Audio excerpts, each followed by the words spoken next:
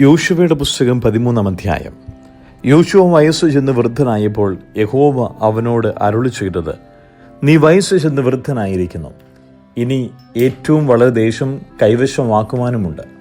ഇനിയും ശേഷിച്ചിരിക്കുന്ന ദേശം ഏതെന്നാൽ മിസ്രയീമിന്റെ കിഴക്കുള്ള സീഹോർ മുതൽ വടക്കോട്ട് കനാന്യർക്കുള്ളതെന്ന് എണ്ണി വരുന്ന എക്രോന്റെ അതിർവരെയുള്ള ഫെലിസ്ത് ദേശങ്ങളൊക്കെയും ഗെശൂര്യരും ഗസാത്യർ, അസ്തോദ്യൻ, അസ്കലോന്യൻ, ഗിത്യൻ, എക്രോന്യൻ എന്നീ 5 ഫെലിസ്ത പ്രഭുക്കന്മാരും തെക്കുള്ള അവ്യരും ആഫേക്ക് വരെയും അമോര്യരുടെ അതിർവരെയുമുള്ള കനാന്യരുടെ ദേശമൊക്കെയും സീദോന്യർക്കുള്ള മെയാരയും ഗിബല്യരുടെ ദേശവും കിഴക്ക് ഹെർമോൻ പർവ്വതത്തിന്റെ അടിവാരത്തിലെ ബാൽഗാദ് മുതൽ ഹമാത്തിലേക്ക് തിരിയുന്ന സ്ഥലം വരെയുള്ള ലെബാനോൻ ഒക്കെയും ലെബാനോൻ മുതൽ മിസ്രെഫോത്നയിം വരെയുള്ള പർവ്വതവാസികളൊക്കെയും എല്ലാ സീദോന്യരും തന്നെ.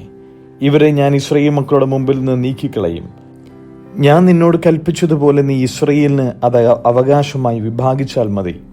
ആകയാൽ ഈ ദേശം 9 ഗോത്രങ്ങൾക്കും മനശ്ശെയുടെ പാതി ഗോത്രത്തിനും അവകാശമായി വിഭാഗിക്കാം.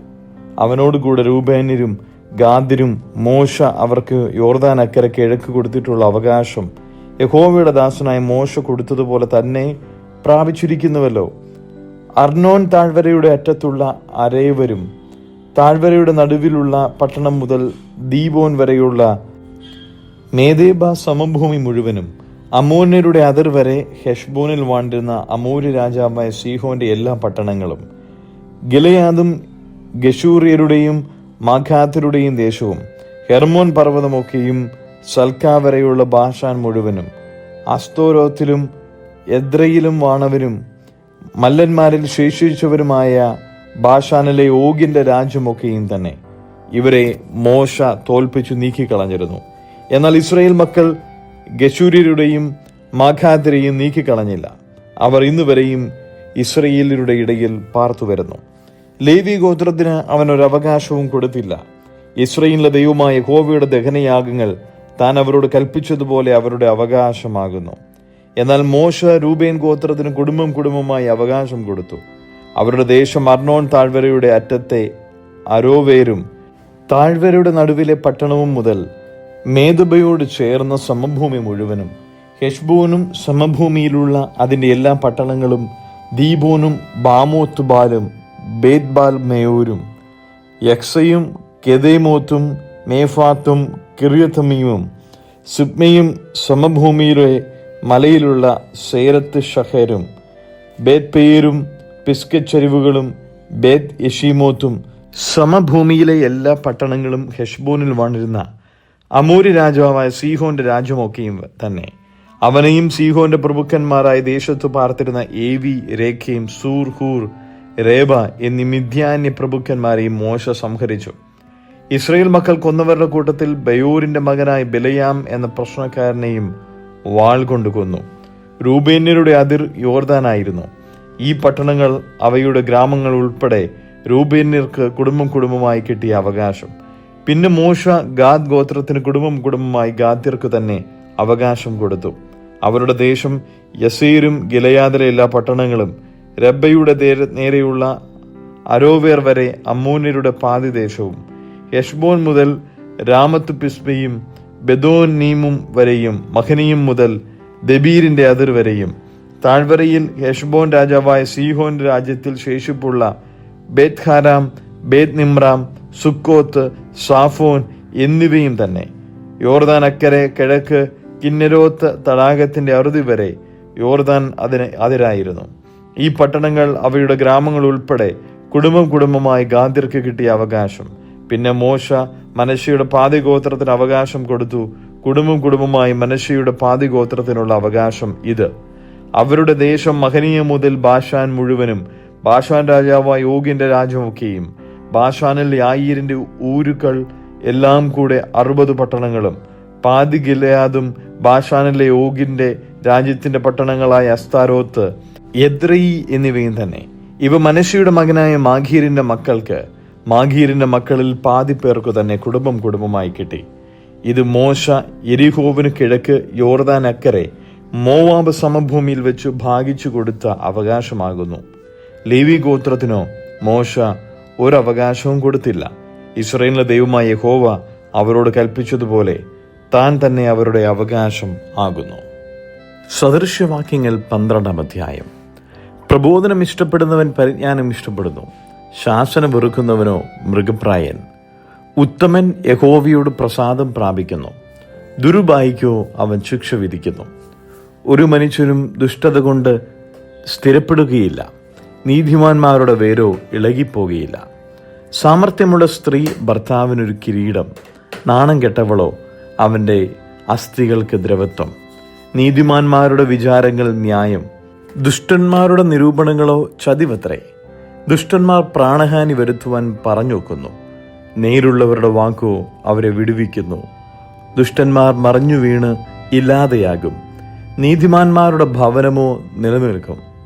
മനുഷ്യൻ തൻ്റെ ബുദ്ധിക്ക് ഒത്തവണ്ണം ശ്ലാഘിക്കപ്പെടുന്നു, വക്രബുദ്ധിയോ നിന്ദിക്കപ്പെടുന്നു. മാന്യഭാവം നടിച്ചിട്ടും ഉപജീവനത്തിന് മുട്ടുള്ളവനേക്കാൾ ലഘുവായി മതിക്കപ്പെട്ടിട്ടും ഒരു ഭൃത്യനുള്ളവൻ ശ്രേഷ്ഠനാകുന്നു.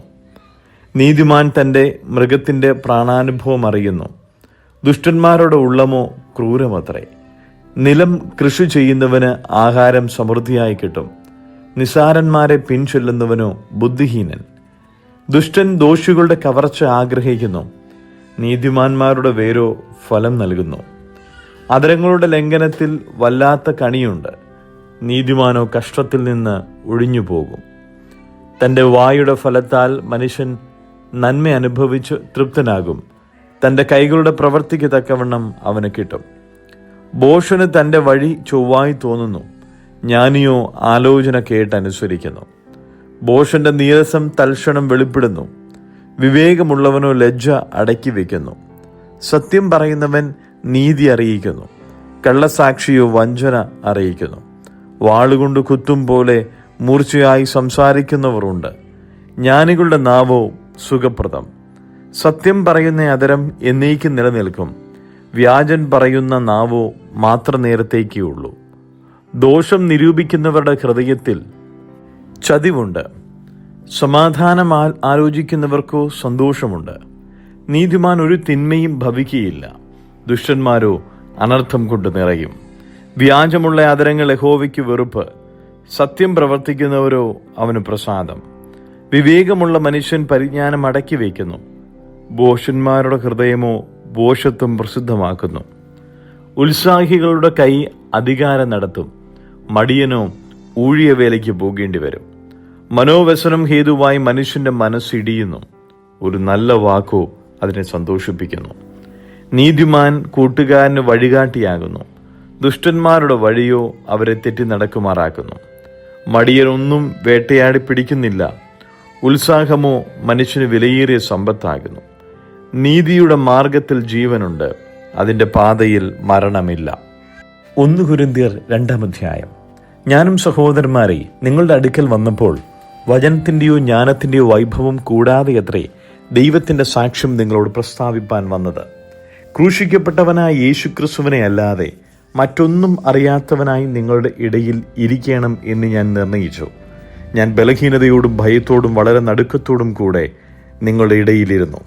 നിങ്ങളുടെ വിശ്വാസത്തിന് മനുഷ്യരുടെ ജ്ഞാനമല്ല, ദൈവത്തിൻ്റെ ശക്തി തന്നെ ആധാരമായിരിക്കേണ്ടതിന് എൻ്റെ വചനവും എൻ്റെ പ്രസംഗവും ജ്ഞാനത്തിൻ്റെ വശീകരണ വാക്കുകളാലല്ല, ആത്മാവിൻ്റെയും ശക്തിയുടെയും പ്രദർശനത്താലത്തെ ആയിരുന്നത്.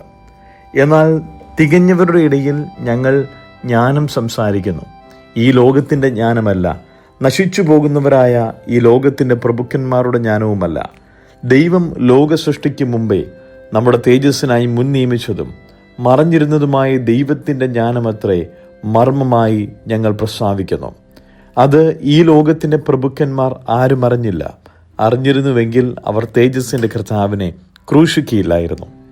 ദൈവം തന്നെ സ്നേഹിക്കുന്നവർക്ക് ഒരുക്കിയിട്ടുള്ളത് കണ്ണ് കണ്ടിട്ടില്ല, ചെവി കേട്ടിട്ടില്ല, ഒരു മനുഷ്യൻ്റെയും ഹൃദയത്തിൽ തോന്നിയിട്ടുമില്ല എന്നെഴുതിയിരിക്കുന്നത് പോലെ തന്നെ നമുക്കോ ദൈവം തൻ്റെ ആത്മാവിനാൽ വെളിപ്പെടുത്തിയിരിക്കുന്നു. ആത്മാവ് സകലത്തെയും ദൈവത്തിൻ്റെ ആഴങ്ങളെയും ആരായുന്നു. മനുഷ്യനിലുള്ളത് അവനിലെ മാനുഷാത്മാവല്ലാതെ മനുഷ്യരിൽ ആര് അറിയും? അവണ്ണം തന്നെ ദൈവത്തിലുള്ളത് ദൈവാത്മാവല്ലാതെ ആരും ഗ്രഹിച്ചിട്ടില്ല.